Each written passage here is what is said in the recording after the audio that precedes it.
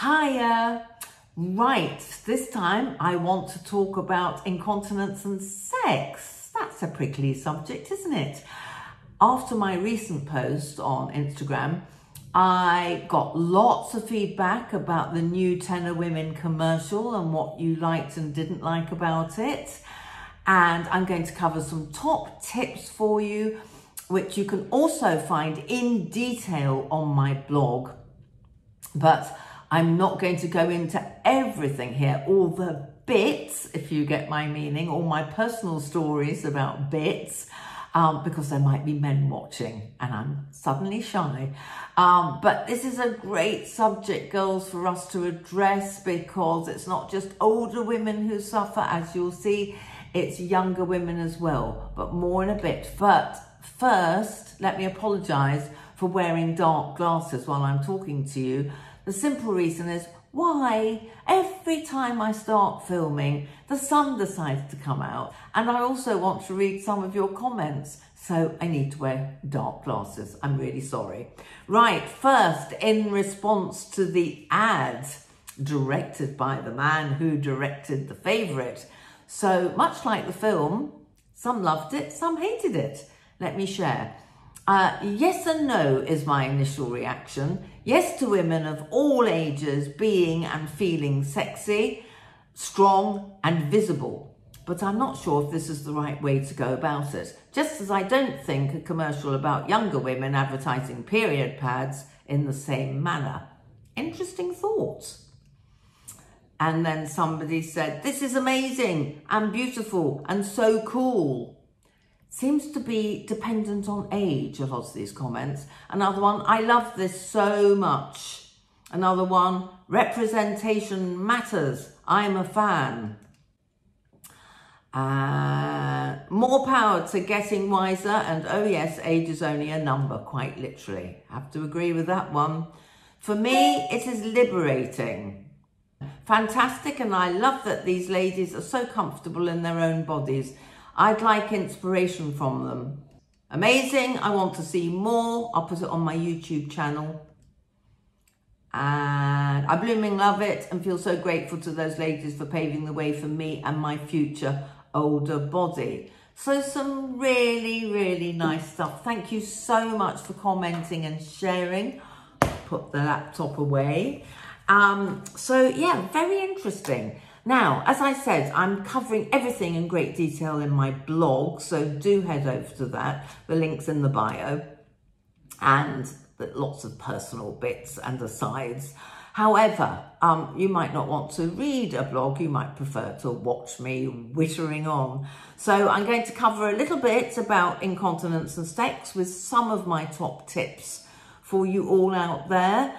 And as I said, it's not just the older women who suffer from a little bit of a dribble. According to the NHS, 3 to 6 million women suffer. And another interesting stat for you, this came from TENA Women, nearly half the women under 35 that they interviewed said that a weak bladder would probably affect their sex life.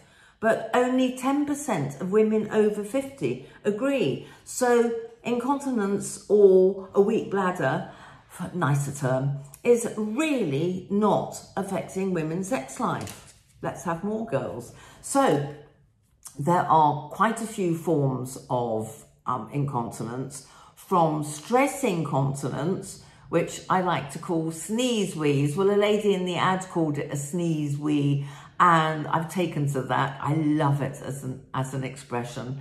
And that's very common amongst women much younger than my age group who've had children. So share away, tell me your stories. And also, what's the other one? Stress incontinence. Oh, urge incontinence. That's me. Deciding I need to go all the time when I really don't. I've got some top tips coming up. And there are all sorts of overactive bladder. There are all sorts of ways of describing a weak bladder, which I seem to suffer from all my life. The top tips, obviously, pelvic floor exercises are the way to go. Really, really helps. And I'm sure any women who have given birth to children will know about this one. So go and see an expert. Even a gym instructor will know about these, but a Pilates teacher, gynecologist, doctor, who else? Well, anyone in the business of helping you strengthen your muscles. It's not a muscle, but it's close to being a muscle.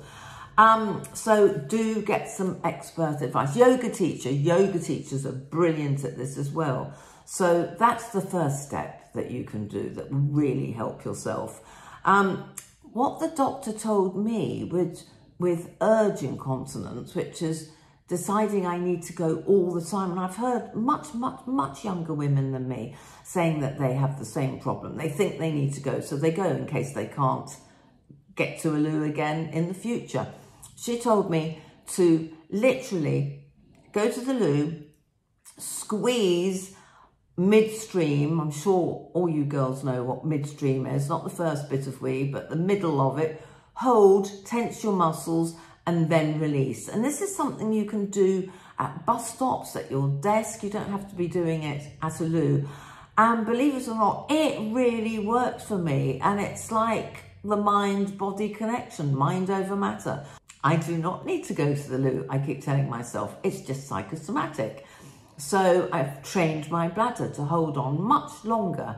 So that's really helpful. I very rarely get up in the middle of the night anymore, thanks to my doctor. So again, always see an expert. They know what they're talking about. A couple of top tips with my nutritionist hat on, and I was told this by a gynecologist: avoid alcohol, well, not avoid, cut down, way down on alcohol and coffee, because according to her, both of them are like a cactus spike to your bladder. So every time I have that extra coffee, I think, cactus spike, and drink water instead. Now, lots of water you'd think would make you want to pee even more often, but you won't. Your body will, especially if it's room temperature and isn't a shock to your system, your body will get used to it. So drink more water, less alcohol and coffee. Sorry, that sounds so preachy. And there are plenty more tips on the blog. Now, I feel I should be singing. Now, let's talk about sex. Da, da. Yes, I'm not going to sing. It's not a pretty sight or sound. Yes, well, things change, don't they? Especially down there. Our estrogen levels drop, all sorts of things happen. The best bit of advice I can give you, again, sorry to carry on repeating the same message, I did go and see my doctor because everything down there was getting very uncomfortable, if you catch my drift. And she prescribed a very, very, very low dose of estrogen, and that really helped. But what she couldn't help with was my libido. Anyone else, girls? It completely disappeared, defunct, didn't want to know. And I thought, well, people have their sex in their 70s and their 80s and beyond. Use it, don't lose it is another phrase I've heard. So if you have a regular sex partner, you've got more chance of keeping everything nice and lubricated down there. But what she did tell me, whether you have a partner or not, is I went to see a private gynecologist because I really needed to get this sorted. And she got my hormones tested, which you can't do on the NHS. So we then discovered that I was extremely low on testosterone. So she prescribed a very innocuous cream, which I put on nightly. And hey presto, 3 months later in Australia, my libido came back with a vengeance. So results, girls. And no, I haven't sprouted hair or spots or suddenly started speaking in a deep voice.